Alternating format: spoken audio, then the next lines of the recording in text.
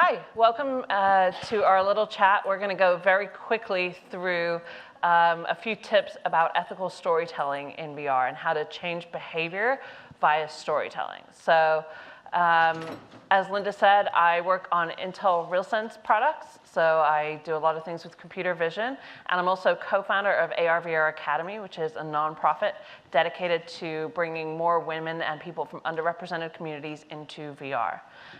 So I'll let my panelists give a little bit more information about themselves. You want to start, Annie? Sure. So my name is Annie Harper, and I run Equal Reality. So we create diversity and inclusion training in VR, where people can experience what it's like to be another person and practice behaviors to create corporate culture change. Okay, and then Nathalie? And I am a VR filmmaker. I created many 360 videos over the past 5 years, and one of the last big project I created was U-Turn, which after working in Silicon Valley and working in startups, I decided it was really important to try to raise awareness on gender issues, especially for tech companies, and that's where we created this short film. Okay, so we're going to jump right in with our first topic, which is we're going to talk a little bit about being embodied in VR and why that's important if you're trying to change somebody's behavior. So Annie, I know you had one approach to how you looked at embodiment. Can you talk a little bit about that? Sure. So we've really focused on computer graphic animation and high-end VR. So it's so fascinating to be here with Nathalie, who's taken the 360-degree video approach. And the reason that we've done that is, for us, part of the scenario is looking into a mirror and seeing yourself as another person, hearing your own thoughts, and then experiencing what they may experience, for the purpose of recognizing and then being able to break down things that were formerly unconscious and create new neural habits. The reason that we've chosen the path of high-end and computer graphics is because in these mediums, it really helps to create a sense of immersion. So you move your body, what you see moves. If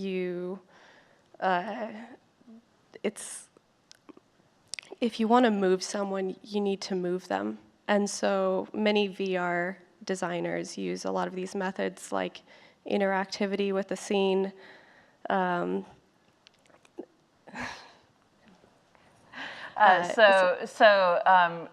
When you're putting somebody in there, are they seeing themselves? Do you give them a body, or how do you tackle that particular sense of embodiment? Like, are you putting controls in their hands or something else? Well, it's a two-sided thing. So when you get context on the scene, you see a mirror image of yourself, and you look like a different person. We choose not to visualize your body, but you can see where the Vive controllers are. And then later in the scene, you're looking at other people. So the interaction there is how you interact with the environment and how the environment reacts to you. Okay. And so, Nathalie, you took a completely different approach with embodiment in U-Turn because normally in 360 video, you don't see yourself. You don't have a body. Normally, it's from the perspective of just where the camera is placed in the scene. But you did something really unique with U-Turn. So you talk a little bit about that? Yeah, so from the beginning, I really wanted the experience to be from a first-person POV, and to have a real live actor's body. So when you look down, you can see yourself as a woman, or you can see yourself as a man. We designed a special camera to be able to capture the body and have it look in a natural way. And basically, also we didn't have a huge budget, so full interactive CG was out of the question, but this was also like my personal conviction that having realistic looking situation and people with very subtle emotions, with the natural language expression was very important to bring a better sense of presence. So with the camera, we were able to capture the full body without any stitching line, without any distortion.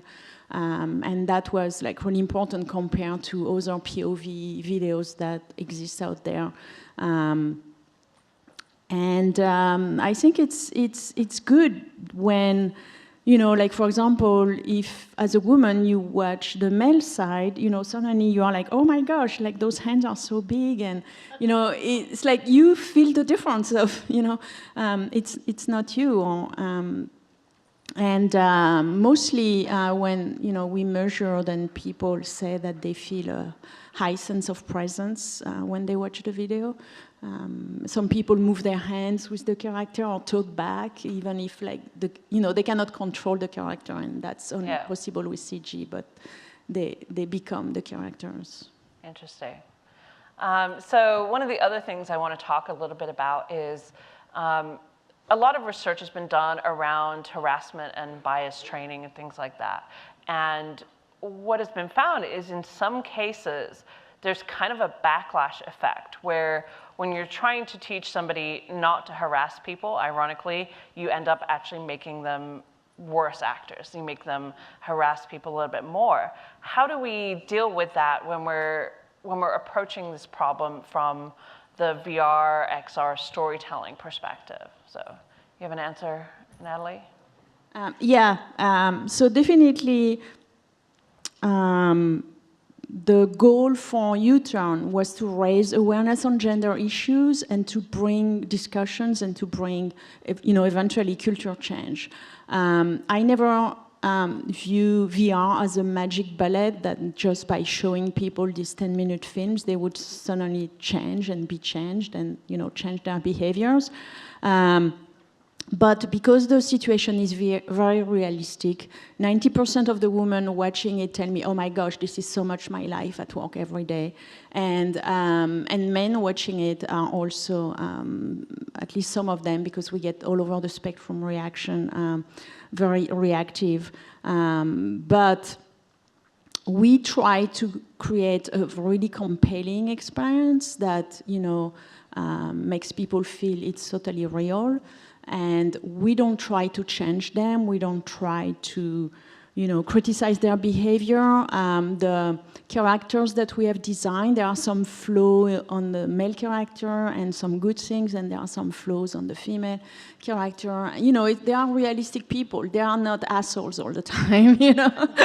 So that's how it works. And we have 50% of the men who watch U-Turn say that, you know, they will definitely monitor their behavior and the behavior of other people after watching it. And the other 50%, they say they are already well aware and, you know, they don't need to be more careful at monitoring. Pretty good result. So that's, you know, that's pretty good, yeah. And when we put people in a workshop and yeah, people ask to watch it a second time to see what they miss also, because we put them in a situation that, like in real life, if you don't listen to someone's point of view, you've just missed it, you know.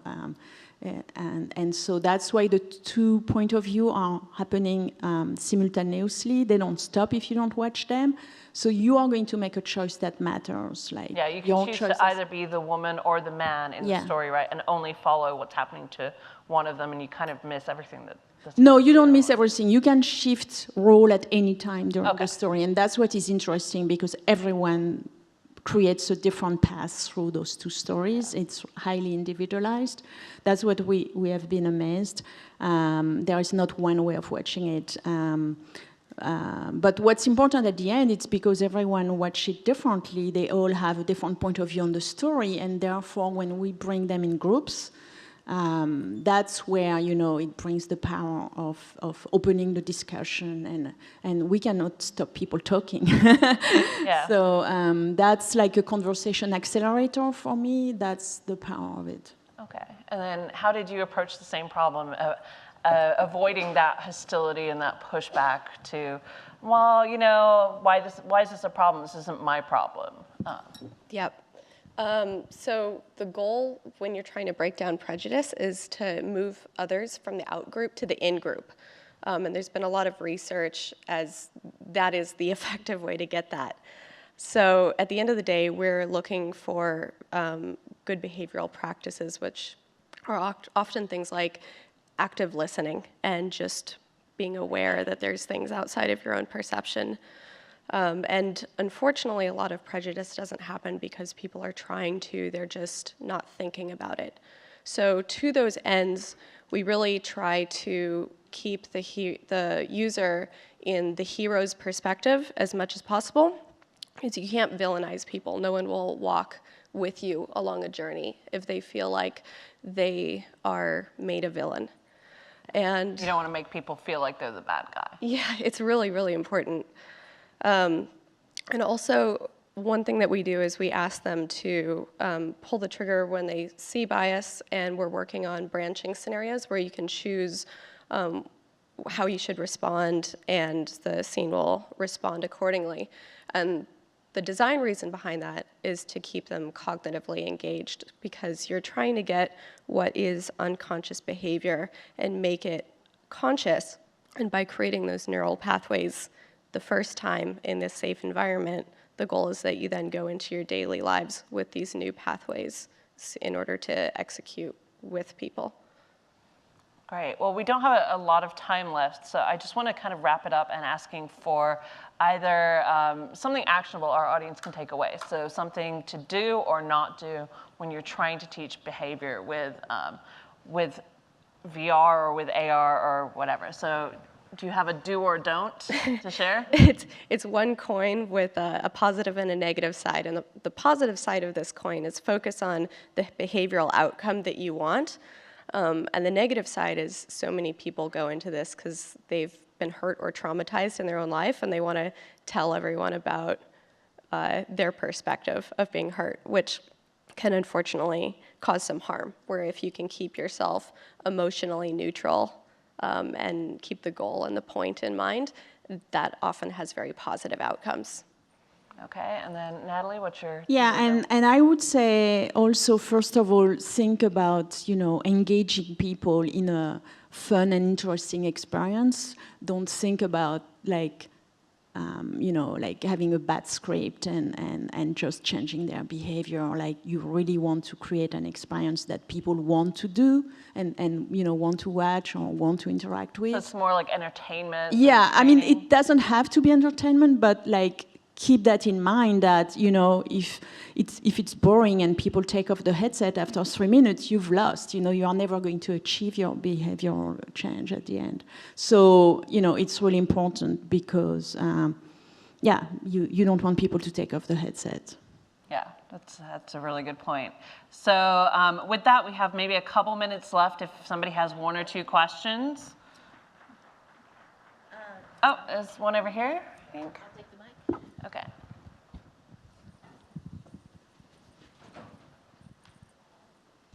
I was wondering if you could talk a little bit about, especially in corporate environments, the difference between someone's behavioral change when they're observed and when they're not observed. Is this tracked? Are you tracking their changes? Are you reporting to their boss how well they're growing, et cetera, or what choices they make inside these environments or what they're viewing?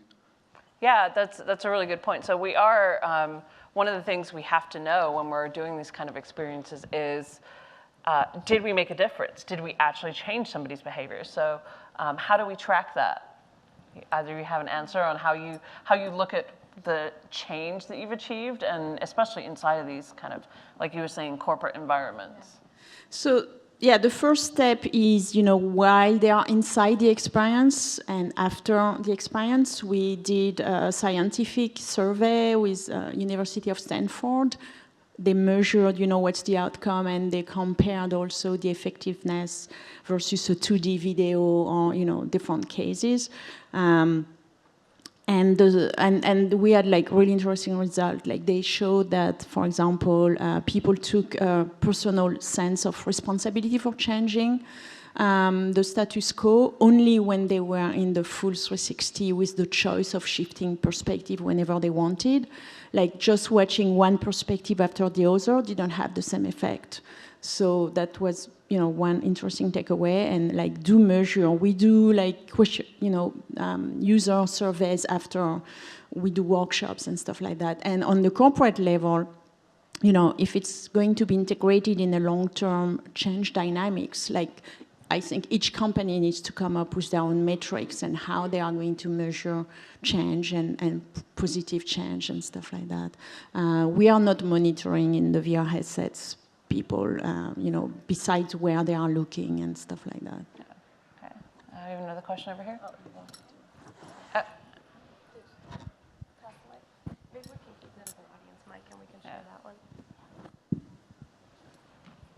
My question is, I understand the embodiment, how it is in the VR, how that makes a difference, but I don't understand how, for the change of behavior, what type of embodiments it used there. And if that evaluation that you made, the assessment, it was with respect to a film after they watched the VR and the behavior change, or it was like, for example, it can be compared to a movie?